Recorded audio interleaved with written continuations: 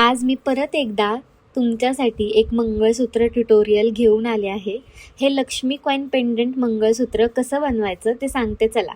तर यासाठी तुम्हाला गोल्डन मनी, मोती घुंगरू, रेड मनी, हे लक्ष्मी कॉइन पेंडंट आणि चक्री लागेल. त्यासोबतच ही 20 गेज वायर, कटर आणि नोज प्लायर. आता मी जसं दाखवतीये तशी वायरची साईज घ्यायची आणि कटरच्या मदतीने कट करून घ्यायचं. वायरच्या एका साईडला असं लूप नोज प्लायरच्या मदतीने करून घ्यायचं.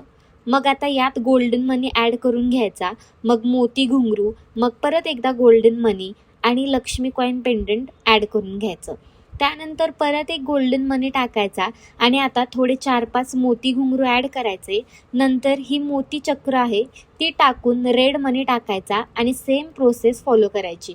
मग एक एक करून आधी जसं ॲड केलं त्याच सिक्वेन्सने ॲड करत जायचं आणि एंडला जास्त वायर आहे ती अंदाजाने कट करून घ्यायची.